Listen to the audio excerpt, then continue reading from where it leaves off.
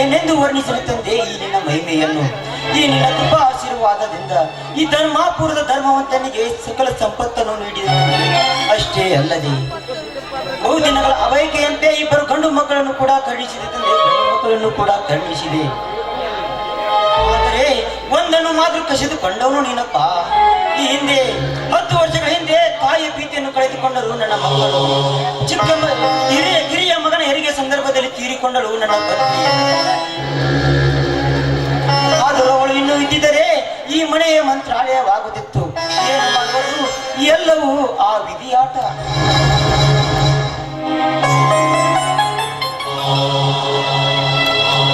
ಮಗಳ ಶಿವು ಶಂಕರ ಮಗು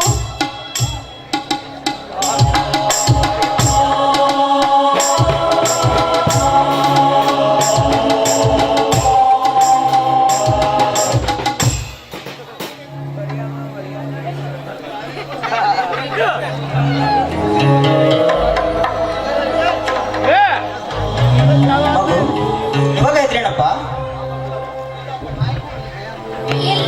ಇಲ್ಲ ಅಪ್ಪಾಜಿ, ನಮ್ಮಿಬ್ಬರದ ಆವಾಗಲೇ ಜಾಗ್ರತೆ.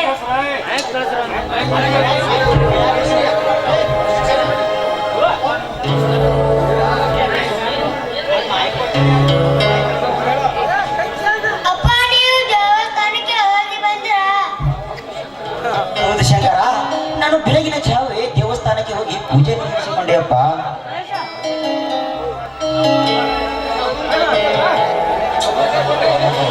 ಅಪ್ಪಾಜಿ, ನಾವು ದೇವಸ್ಥಾನಕ್ಕೆ ಹೋಗಿ ಬರುತ್ತೇವೆ. ನಿಲ್ಲು ಮಗ. ಮಗ, ಆ ಟೇಬಲ್ ಮೇಲಿರೋ ಪ್ಲೇಟ್ ಅನ್ನು ತೆಗೆದುಕೊಂಡು ಬರಪ್ಪ.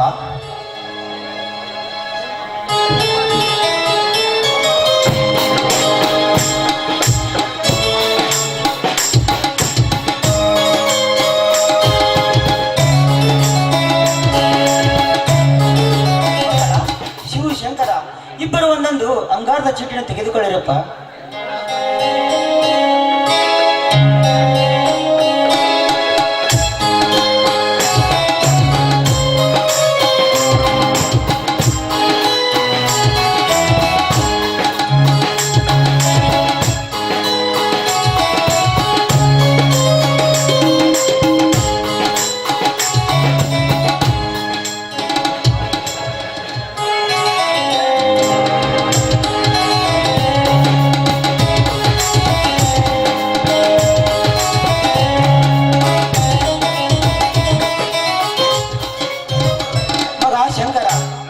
ನಿನಗೆ ತುಂಬಿದ ಅಂಗಾರದ ಚೀಟಿ ಬಂದಿದೆಯಪ್ಪ.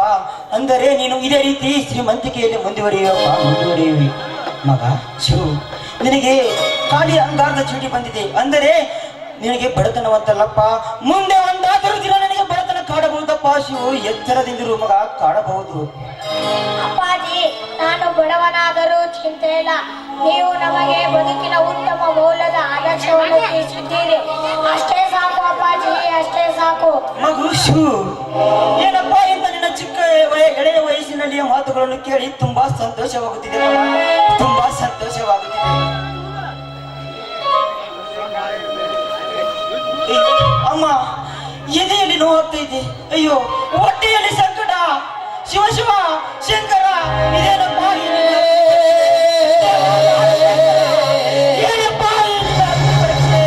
ಅಯ್ಯೋ ಅಮ್ಮ, ಹೊಟ್ಟೆಯಲ್ಲಿ ಸಂಕಟವಾಗುತ್ತಿದೆ.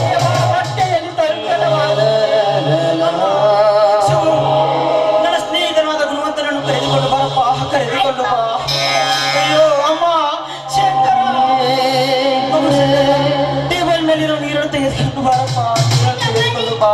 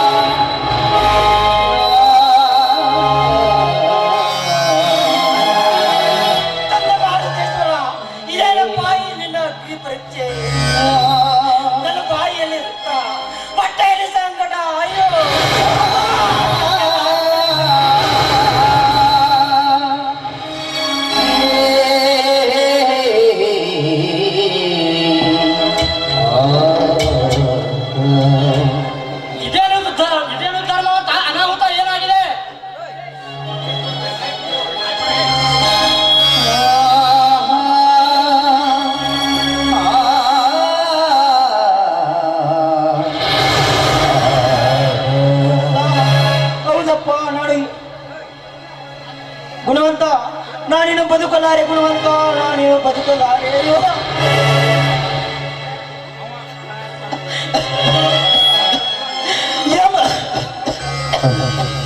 ಯಮನು ನನ್ನನ್ನು ಕರೆದುಕೊಂಡು ಹೋಗಲು ಬಂದಿದ್ದಾನೆ ಗುಣವಂತ, ಯಮನು ನನ್ನನ್ನು ಕರೆದುಕೊಂಡು ಹೋಗಲು ಬಂದಿದ್ದಾನೆ.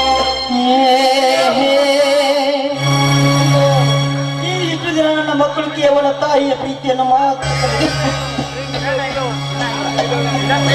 ಇನ್ನು ಮುಂದೆ ತಂದೆಯ ಪ್ರೀತಿಯನ್ನು ಕಳೆದುಕೊಳ್ಳುತ್ತಿದ್ದಾರೆ ಗುಣವಂತ, ತಂದೆಯ ಪ್ರೀತಿಯನ್ನು ಈ ನನ್ನ ಮಕ್ಕಳನ್ನು ನಿನ್ನ ಉಡಲಿಗೆ ಹಾಕಿ ಹೋಗುತ್ತಿದ್ದೇನೆ ಗುಣವಂತ, ನಿನ್ನ ಉಡಲಿಗೆ ಹಾಕಿ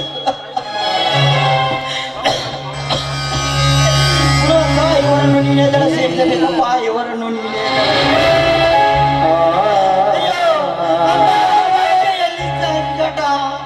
ಅಯ್ಯೋ ಗುಣವಂತ,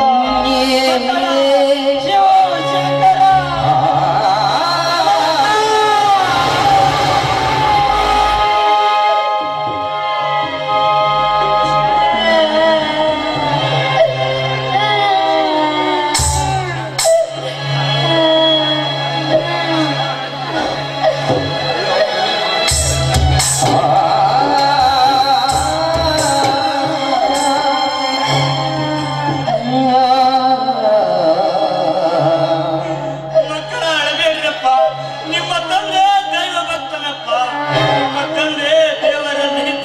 Hey